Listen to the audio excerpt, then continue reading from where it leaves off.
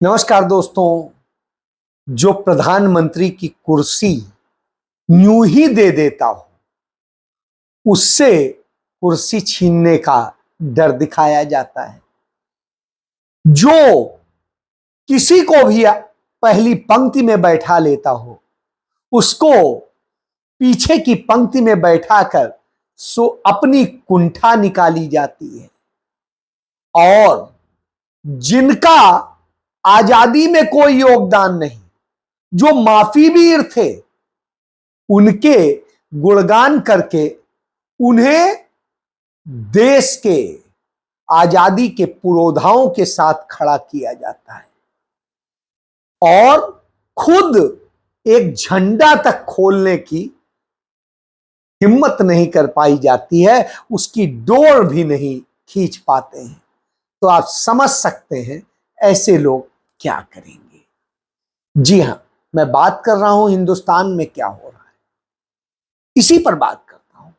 आप याद करिए 1991 जब देश के प्रधानमंत्री की कुर्सी श्रीमती सोनिया गांधी को दी जा रही थी, उन्होंने कहा मुझे नहीं बनना है प्रधानमंत्री, मुझे नहीं आना है राजनीति में, मुझे नहीं बनना है देश की सबसे बड़ी राजनीतिक पार्टी का अध्यक्ष।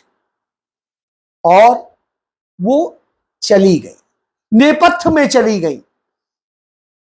जब वो घर में थी, बच्चे पढ़ रहे थे, अपना काम कर रहे थे, तब कांग्रेस जन आए, रोए गिड़गिड़ाए, बोले कांग्रेस खत्म हो जाएगी, आइए।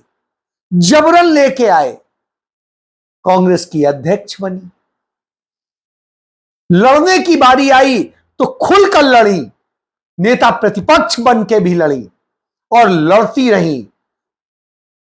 भारतीय जनता पार्टी के, जनसंघ के, आरएसएस के एक पुरोधा रहे, उनके युग पुरुष रहे, अटल बिहारी वाजपेयी से लड़ रही और पूरे सम्मान के साथ लड़ी। फिर जब जीती, सरकार बनाने की बारी आई, तब उन्होंने कुर्सी मनमोहन सिंह को दे दी, उन्हें देश का प्रधानमंत्री बना दिया। किसी को गृह मंत्री बना दिया, किसी को कुछ बना दिया, किसी को कुछ बना दिया, किसी को राष्ट्रपति बनाया, किसी उसका अध्यक्ष बनाया, सब कुछ दे दिया। फिर उसके बाद बारी आई कि फिर मौका मिले, फिर कहा गया प्रधानमंत्री बनिए, कहा नहीं मुझे नहीं बनना है। और सामान्य सांसद बन के नहीं बनी, कोई मंत्री भी नहीं बनी, कुछ बनने को तैयार नहीं। उनके बेटे राहुल गांधी से कहा गया कि आप प्रधानमंत्री बनिए, आप संभालिए, अच्छा मंत्री बन जाइए, कोई पद ले लीजिए। कहा नहीं, कुछ नहीं लेंगे। नहीं लिया, कोई कुर्सी नहीं ली, दूसरों को बनाते रहे, किसी को मुख्यमंत्री, किसी को मंत्री, किसी को कुछ। और फिर बारी आई, चुनाव में हार हुई। हार के बाद फिर जब पार्टी अध्यक्ष बने तो अपने सिद्धांतों के मुताबिक बने। कई राज्यों में सरकार वापस लेके आए, सरकारें बनवाई, लेकिन खुद कुछ नहीं लिया, वहां से भी, राज्यों से भी कोई नहीं लिया। और जब हार हुई तो पार्टी के अध्यक्ष पद से इस्तीफा दिया, कार्यकारी बनने का भी प्रस्ताव स्वीकार नहीं किया, कोई और भी प्रस्ताव स्वीकार नहीं किया। फिर जब बारी आई, फिर चुनाव लड़े, फिर मेहनत की, पैदल चले, हर कष्ट झेला। और उसके बाद जब पार्टी एक मजबूत स्थिति में आई, विपक्ष मजबूत स्थिति में आया, पार्टी ने कहा नेता प्रतिपक्ष बनो, मना कर दिया। उसके बाद तमाम दलों के नेताओं ने, जो सहयोगी दल थे, उनके नेताओं ने कहा कि नहीं, आपको बनना चाहिए क्योंकि आपको लड़ना है, लड़ने के लिए इस देश की जनता की आवाज सिर्फ आप बन सकते हैं, इसलिए आपको बनना चाहिए। जब जनता की आवाज बनने की बारी आई तो उसने नेता प्रतिपक्ष का पद स्वीकारा और लोकसभा में जो जनता की आवाज होती है वहां पर नेता प्रतिपक्ष बन के बैठे। वहां जब नेता प्रतिपक्ष बने तो आवाज उठाई जनता के हर मुद्दे पर, हर राज्य के मुद्दे पर, हर उस बात को उठाया जो जरूरी था और लगातार आवाज बन रही। तो ऐसी स्थिति में उससे कहा जाता है कि तुम जाओ पीछे बैठो। जब उससे कहा जाता है पीछे बैठो, कोई बात नहीं, वो वहां जाके बैठ जाता है। क्यों? वो तो जन नेता है, जनता के बीच बैठने वाला है। लेकिन एक सवाल उठता है, सदैव से यह परंपरा रही, यह नियम भी रहा, जो वरिष्ठतम कैबिनेट मंत्री होता है, वरिष्ठतम, वरिष्ठ नहीं, वरिष्ठतम, जो सबसे वरिष्ठ होते हैं, उससे भी आगे नेता प्रतिपक्ष को बैठाया जाता था।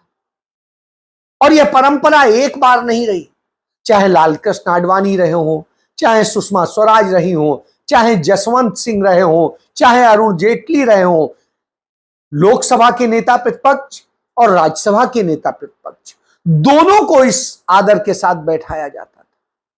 यह परंपरा रही है। इसके पीछे वजह है, हम लोकतांत्रिक देश हैं, संवैधानिक लोकतांत्रिक देश। हमारे यहां देश में यदि एक आवाज सत्ता की होती है तो दूसरी आवाज जनता की होती है और वह विपक्ष में मानी जाती है, जो सचेत करती है सत्ता। तो इसलिए क्योंकि जिन्होंने वोट विपक्ष को दिया है उनका भी रिप्रेजेंटेशन बराबर होना चाहिए। आप सत्ता संभालिए, वो आपको सचेत करेंगे, इसलिए उन्हें आपके बराबर बैठाया जाता है। यह नियम है। लेकिन आज 78वें लोकतंत्र के सबसे बड़े पर्व, आजादी के पर्व, नेता प्रतिपक्ष को 5वीं पंक्ति में बैठाया जाता है। उनके पहली पंक्ति में तमाम ऐसे लोग बैठे होते हैं जिनको देख के आपको तरस आ जाएगा। कोई तली पार रहा होता है, कोई होता है, कोई किसी तरह का होता है, छोड़िए, लेकिन यही लोग थे, ऐसे लोग थे जो लोकतंत्र का गला घोटने वाले लोग। बहरहाल जो था हुआ, बहुत अच्छा है।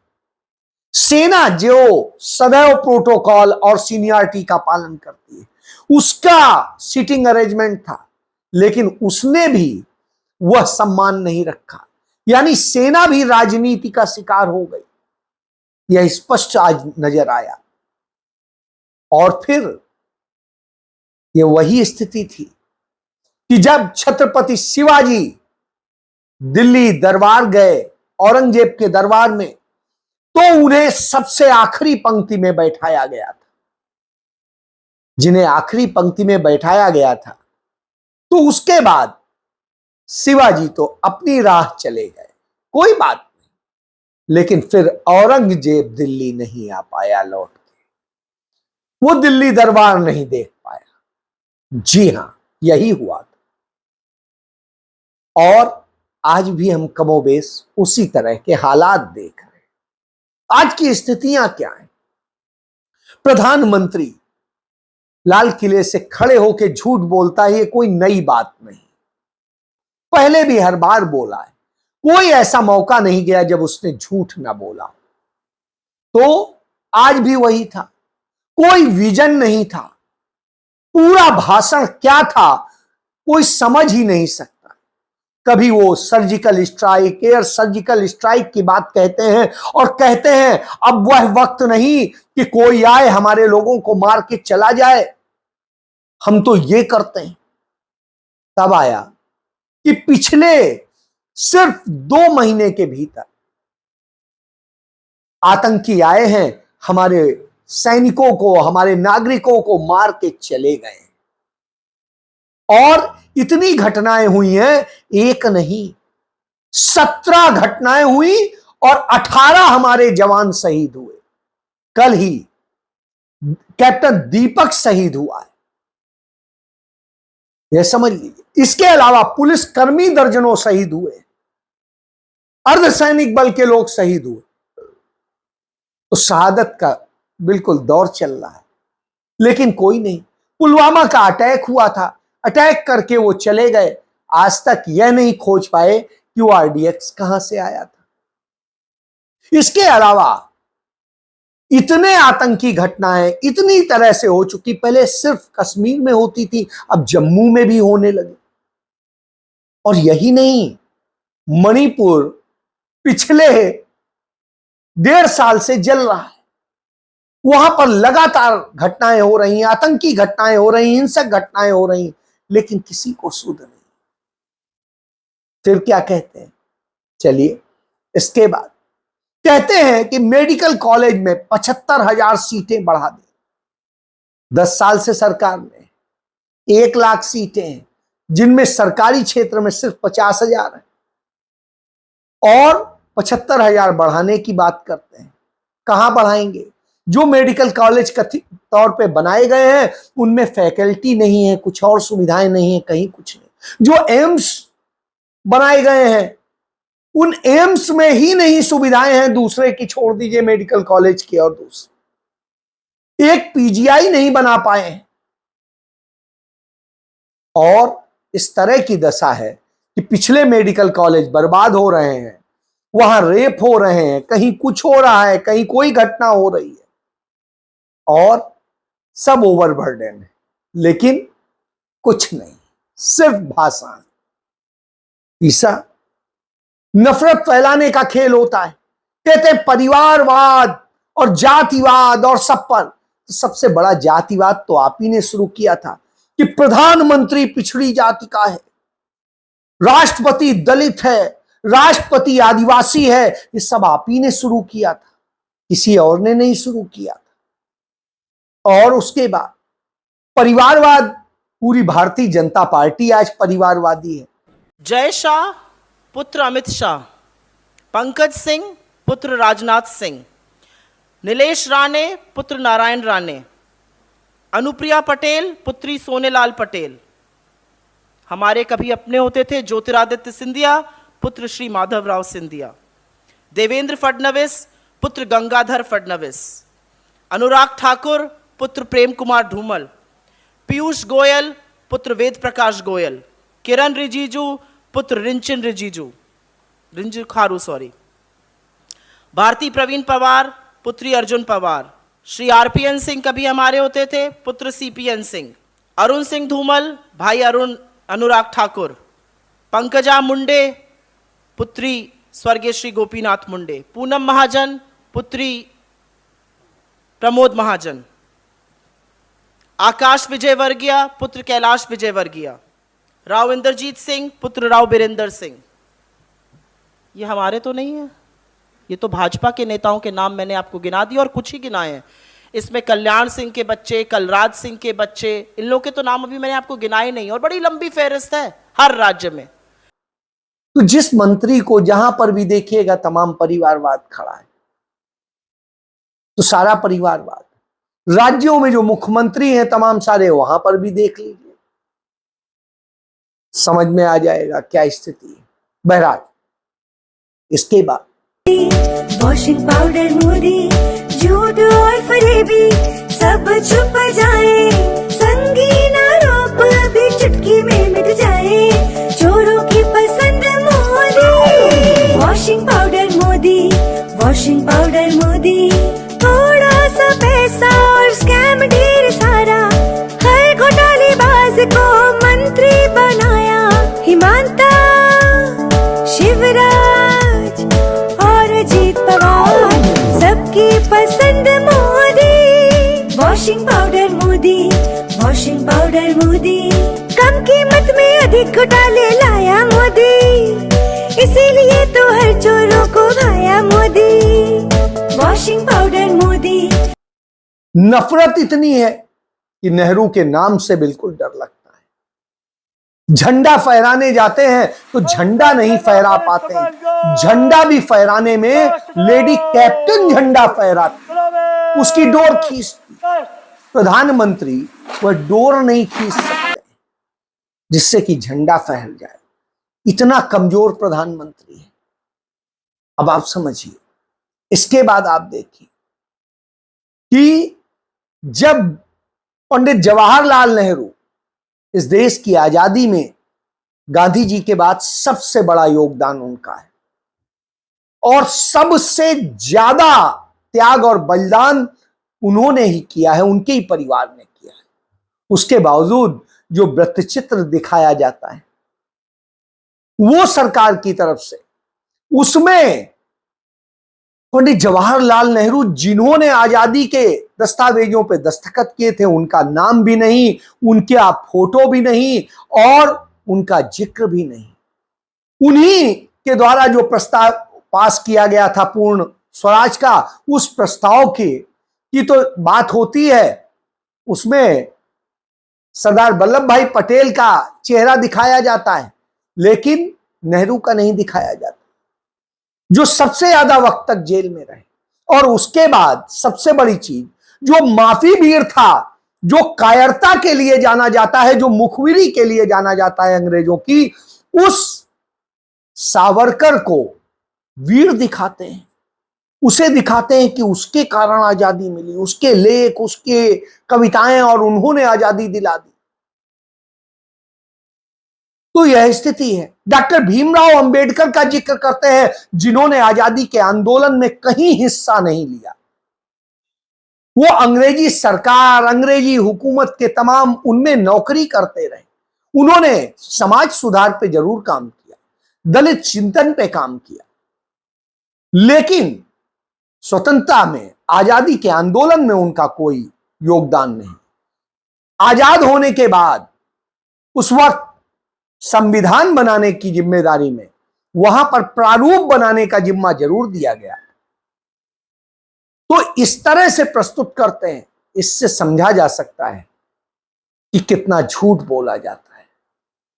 जब सच को आप देखेंगे तो बिल्कुल अलग दिखाई देगा। तो इससे समझ में आता है कितने नफरत से भरे हैं और सब। मणिपुर के लोग बिलख रहे हैं, देश में दूसरी जगह बिलख रहे हैं। अब हमें पता ही नहीं है कि हमारी आमदनी दोगुनी हो गई, लेकिन नरेंद्र मोदी को पता है कि देश के हर व्यक्ति की आमदनी दोगुनी हो गई है। किसान की आमदनी दोगुनी से ज्यादा हो गई है। किसान को पता है कि उसकी आमदनी खत्म हो गई, वो मरणासन है, आत्महत्या कर रहा है। युवा आत्महत्या कर रहा है क्योंकि नौकरी नहीं मिल रही, लेकिन नरेंद्र मोदी कह रहे हैं कि सबसे ज्यादा नौकरी उन्होंने दे दी। और इसी तरीके से घर में महिलाएं और दूसरे लोग जो खरीदारी करते हैं वो बताते हैं कि महंगाई कितनी ज्यादा है, लेकिन मोदी कहते हैं महंगाई खत्म हो गई। अब यह सब लाल किले से हो रहा है और यही काम उनकी राष्ट्रपति द्रौपदी मुर्मू करती है। वो उसी तरीके से झूठ बोलती है। इससे लगता है वो सिर्फ सरकारी नौकर के सिवा और कुछ नहीं, यानी उसे कुर्सी की नौकरी सिर्फ करनी, जो हुक्म होगा वो बजाएगी। तो यह स्थिति हो तो आप समझ सकते हैं कि देश कहां जा रहा है।